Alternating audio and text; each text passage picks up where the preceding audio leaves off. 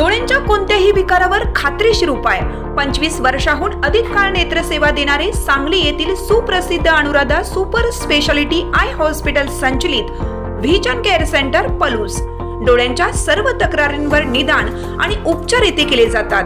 10 वर्षांची अविरत सेवा, पलूसकरांच्या विश्वासास पात्र ठरलेले व्हिजन केअर सेंटर, डोळ्यांचा दवाखाना, निकम टॉवर, पलूस तासगाव रोड, पलूस। संपर्क 7387760041 आणि 9272632793। निकाल धक्कादायक, अविश्वसनीय, ईव्हीएम मध्ये गोंधळाची शंका, विश्वजित कदम। विधानसभा निवडणुकीचा निकाल धक्कादायक, आश्चर्यकारक आणि अविश्वसनीय आहे।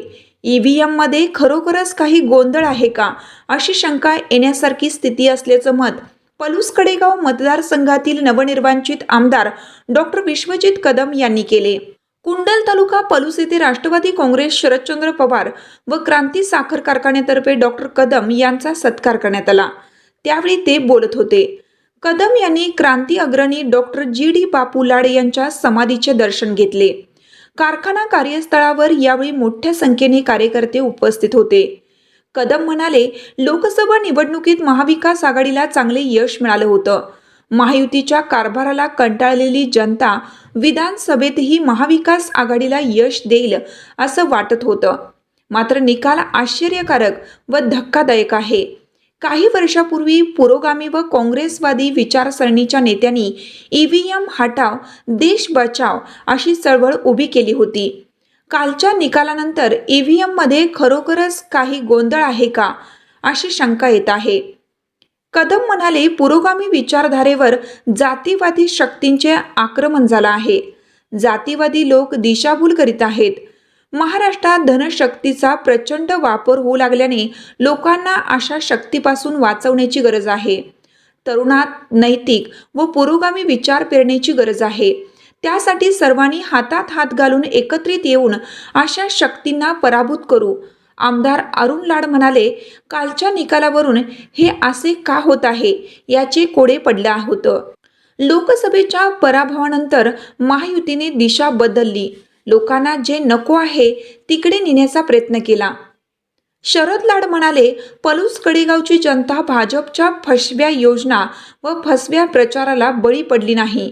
येथे राष्ट्रवादी काँग्रेसने एकत्र येऊन काम केल्यानं यश येथे राष्ट्रवादी काँग्रेसनं एकत्र येऊन काम केल्यानं यश मिळवलं आहे। यावेळी जिल्हा बँकेचे संचालक महेंद्र लाड, क्रांती दूध संघाचे अध्यक्ष किरण लाड, सत्य विजय बँकेचे अध्यक्ष बाळासाहेब पवार उपस्थित होते। डॉक्टर विश्वजित कदम म्हणाले, विधानसभेचा निकाल काहींना रुचला नाही। मात्र यापुढे कोणाच्याच मनात चुकीचा विचार किंवा चुकीचे राजकारण येता कामा नये। कदम यांना प्रेम दिले की ते दुप्पट प्रेम देतात। सत्ता नसली तरी आता आपण थांबायचे नाही। लोकांची ताकद आपल्याकडे आहे। त्यांना सोबत घेऊन मुख्य प्रश्नांसाठी लढू। मतदारसंघाच्या विकासासाठी लाड व कदम कुटुंबीय एकजुटीने एकदिलाने यापुढे काम करतील। शरद लाड व आमदार अरुण लाड यांचे व कार्यकर्त्यांचे ऋण कायम राहील।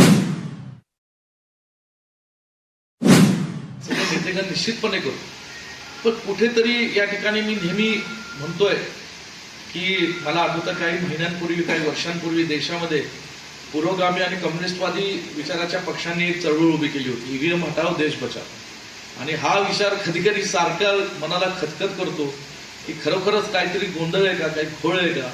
कारण जी माणसं या ठिकाणी आज म्हणजे काही महाराष्ट्रातले असे धक्कादायक निकाल लागलेले, जिथं लोकसभेमध्ये प्रचंड मताधिक्य त्या विधानसभेमध्ये महाविकास आघाडीला होतं, जिथं त्या नेत्यांचं प्रचंड मोठं काम त्या विधानसभेत चांगलं आहे, त्यांची कार्यकर्त्यांची फळी किंवा संस्थात्मक फळी आहे, आणि अशा ठिकाणी सुद्धा जर दुर्दैवाने काही पराभवाला सामोरं जावं लागत असेल तर कुठेतरी काहीतरी गडबड आहे।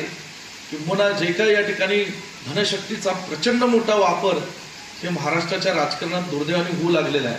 या सगळ्या गोष्टींपासून जर आपल्या सर्वांना वाचायचं असेल, लोकांना वाचवायचं असेल, तर आपल्याला निश्चितपणे किरण तात्या तुम्ही म्हणताय तसं, शरद भाऊ म्हणताय तुम्ही एकत्रितपणे आता